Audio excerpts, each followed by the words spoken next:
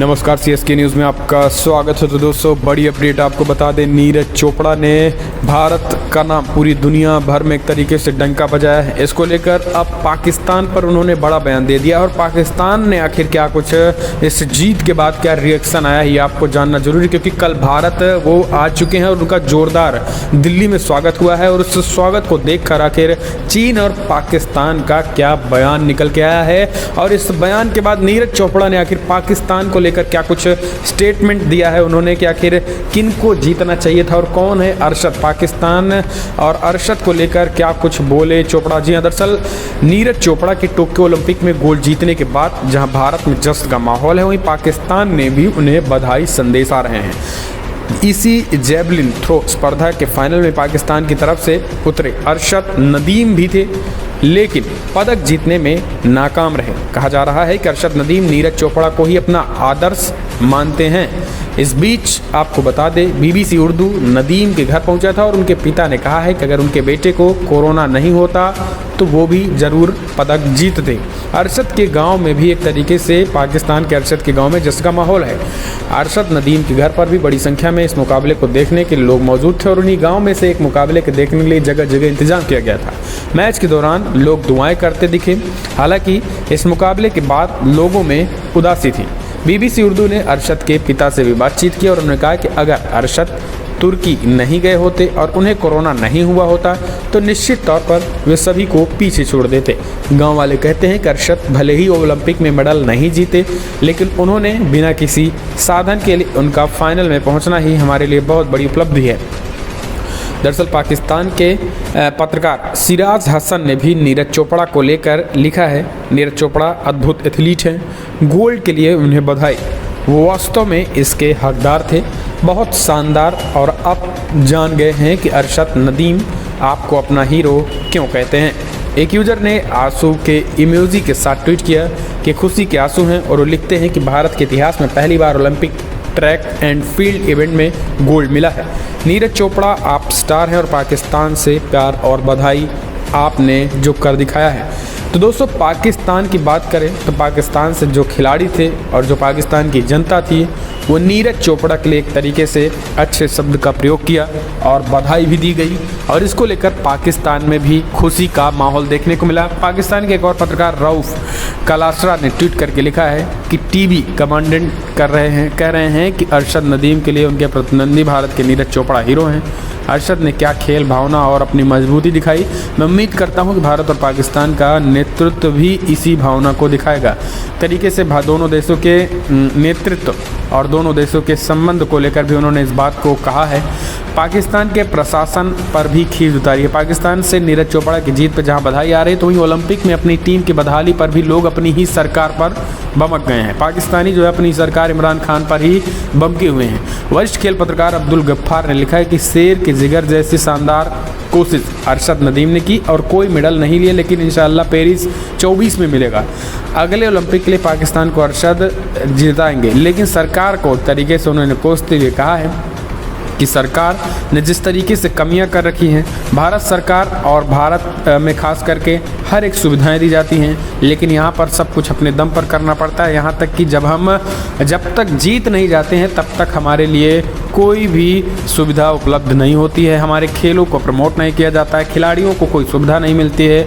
इस तरीके की सिचुएशन में भी हम लड़ते हैं। तो ये पाकिस्तान की सरकार पर भी उन्होंने हमला बोला। हालांकि भारत को लेकर उन्होंने नीरज चोपड़ा को लेकर बधाइयाँ पाकिस्तान से भरपूर आई है।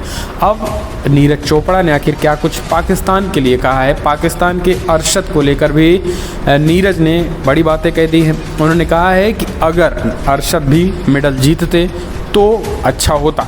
जी हाँ, नीरज चोपड़ा ने टोक्यो ओलंपिक में गोल्ड जीता और वे एथलेटिक्स में मेडल जीतने वाले पहले भारतीय खिलाड़ी बन गए। और ये एक तरीके से हम नीरज चोपड़ा की दरियादिली कहेंगे, क्योंकि पाकिस्तान लगातार अपने कारनामों से भारत के खिलाफ एक तरीके से जहर उगलता रहता है और भारत के खिलाफ न केवल जहर उगलता है बल्कि भारत को हर संभव नुकसान पहुंचाने की कोशिश करता है, चाहे वो सीमा पर हो या फिर सीमा के बाहर हो या फिर कहीं भी दुनिया के किसी भी कोने में हो। कश्मीर से लेकर आतंकवाद से लेकर तमाम मुद्दों पर भारत को घेरने की कोशिश करता है। लेकिन इस बीच नीरज चोपड़ा ने स्पष्ट कहा कि अगर अरशद इस मेडल को जीतते तो अच्छा होता। न्यूज़ 18 के साथ बातचीत करते हुए नीरज चोपड़ा ने इस बात को दोहराया है कि पाकिस्तान के जेवलिन थ्रो खिलाड़ी अरशद नदीम कहा कि अगर नदीम भी मेडल जीत लेते तो अच्छा रहता, एशिया का ही नाम हो जाता।